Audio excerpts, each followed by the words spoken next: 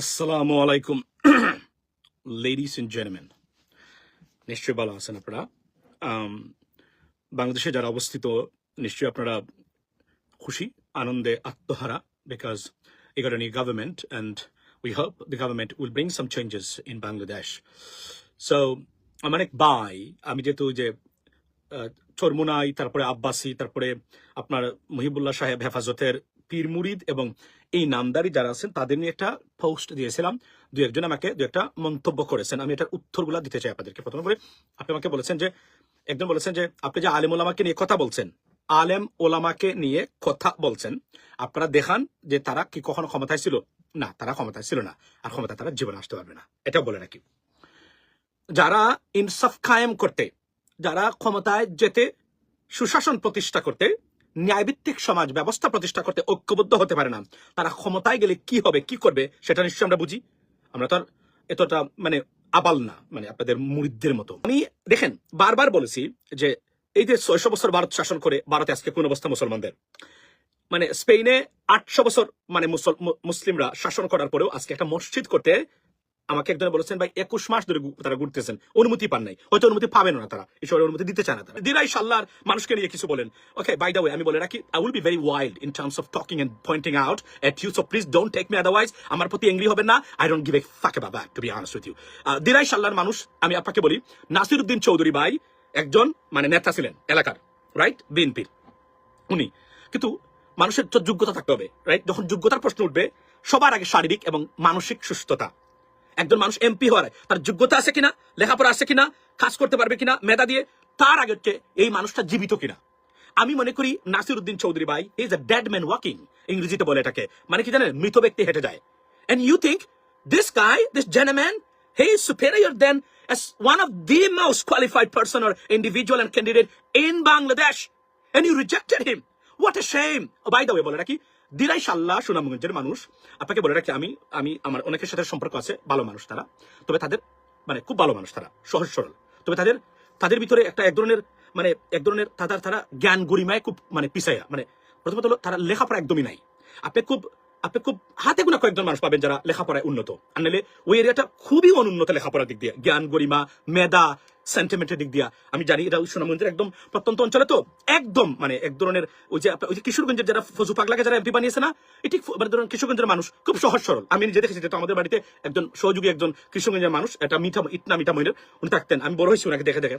তো আমি বলি যে খুব সহজ সরল সৎ মানুষ, কিন্তু এরা লেখাপড়ার কম এবং তারা কিন্তু খুব মানে বুদ্ধি কম এরা, এবং এটা হচ্ছে সবচেয়ে বড় আপনার মানে বিষয়। সো আপনার দিরাই সাল্লার মানুষ, মানে এখানে দেখবেন আপনি, ওনারা কিন্তু লেখাপড়ায় খুব খুব কম, মানে স্মার্ট না, এরা এক ধরনের ক্ষেত বলতে পারেন আপনি, মানে ক্ষেত বলা উচিত না, তারা আবার আমার পিছনে, তারা আবার মানে আমার প্রতি চড়া হতে পারেন, এটা কিছু করার নাই, যেহেতু আমরা তো কাউকে বই করি না, সত্য কথা বলতে। তবে তারা মানুষ ভালো, এদের সাথে আমার সম্পর্ক আছে কয়েকজনের সাথে, ভালো মানুষ, অনেকেই চিনি, খুবই ভালো মানুষ, এবং সবই ঠিক আছে, দিলও বড়, কিন্তু ভাই এরা মানে লেখাপড়া নাই। এটা হচ্ছে, এজন্য আমি বলেছি, আমি সরকারকে প্রথমেই বলবো যে আপনারা কমসে কম 10টা প্রাইমারি স্কুল সেখানে প্রতিষ্ঠা করবেন, 10টা প্রাইমারি স্কুল। প্রাথমিক শিক্ষার প্রচন্ড অভাব দিলে এই সাল্লাতে, প্রাথমিক মানে শিক্ষার মারাত্মক অভাব। আমি হাই স্কুল বাদ দিয়ে দিলাম, প্রাথমিক শিক্ষাই নাই, এটা ইটা মইনের মতো, কিশোরগঞ্জের মতো। সো আমি মনে করি আর কি, এটা সরকার মানে এটা করবেন। আমরা চাই সবাই লেখাপড়া শিক্ষা দীক্ষা উন্নত হোক, পরিবর্তন আসুক এদের চিন্তা চেতনায়, মন মানসিকতায়। That's what bottom line. At the same time, যে কয়েকটা কারণে স্পেনের 800 বছরের শাসন মুসলমানদের ব্যঙ্গে পড়লো। নাম্বার 1, আপনি কি জানেন, নাম্বার 1 ছিল তাদের বুক বিলাসে মত্ত ছিল তারা, আর তাদের নিজেদের মধ্যে কুণ্ডল ছিল। নাম্বার 1, নিজেদের ভিতরে কুণ্ডল, ইন্টারনাল আপনার কনফ্লিক্টস যেটা ছিল, এটা হচ্ছে number 1 of the most important thing, যেটা ওই মানে স্পেনে যারা ফেল করার কারণে। এট দ্য সেম টাইম প্রতিপক্ষ মানে যারা ছিল তারা খুব শক্তিশালী উঠতেছিল, এরা ব্যঙ্গে পড়তেছিল, মানে মানসিকভাবে ভিতরে গোষ্ঠীগতভাবে, আর অন্যরা সবল হচ্ছিল, এই কারণে তাদের পতনটা এখানে। এটা পড়ে গিয়ে go and check the history why আপনার the Muslim rules in Spain I mean failed. এটা দেখলে আপনি পাবেন মানে কি বলা হয়েছে এখানে এই জায়গাগুলোতে, আপনি দেখতে পারবেন। সো আপনি ধরুন ভারতেই কেন ফেল করলো, একজন তাজমহল বানিয়ে রেখেছেন তার স্ত্রীর নামে, it's nice thing, nice গেস্টার, nothing wrong with that, but উনি একটা অক্সফোর্ড ইউনিভার্সিটি বানাতে পারেন নাই, উনি একটা ক্যামব্রিজ ইউনিভার্সিটি বানাতে পারেন নাই, উনি আল আজহার ইউনিভার্সিটির মতো একটা ইউনিভার্সিটি ভারতে প্রতিষ্ঠা করতে পারেন নাই। 600 years they ruled India. Today, think about that. You see what is happening in India? 600 years they ruled India, and today what? মুসলমানরা ঠিক মতো পরিচয় দিতে পারে না যে I am a Muslim, I mean Indian Muslim. Yeah, they'll be battered, I mean, to the ground, trust me. Why? You see this? This is the time to talk about that, ladies and gentlemen. Share this video. It's a small video. I'm going to go on my YouTube live. I'm going to discuss something because I got to go at the same time. So, boss, আমি নাকি গুপ্ত আওয়ামী লীগ, হ্যাঁ বলতে পারেন আপনি গুপ্ত আওয়ামী লীগ, আপনি বলতে পারেন গুপ্ত জামাত, গুপ্ত BNP, সারা জীবন তো সবাই মানে বিএনপি জানছে, রাইট? ইনসাফ এবং ন্যায়ের কথা বললে যদি আপনি বিএনপি হন, গুপ্ত বিএনপি, গুপ্ত জামাত, গুপ্ত Awami League, nothing wrong with that, do it, carry on, that's what it is. Because don't worry about that. এই নরেন্দ্র মোদী মানে আপনার এই ইনগরাল অনুষ্ঠানে সকালে আসতে ওনাকে আমন্ত্রণ জানানো হয়েছে, আমন্ত্রণ ওনাকে জানাতেই পারেন, আপনি পছন্দ করেন আর না করেন, মাথায় রাখবেন this government has a mandate 213 seats, অর্থাৎ নিরঙ্কুশ বিজয়। এই সরকার যা করে প্রত্যেকটা কনস্টিটিউশনাল, এর বাধা দেওয়ার ক্ষমতা আপনাদের কারো নেই, because you have given the mandate.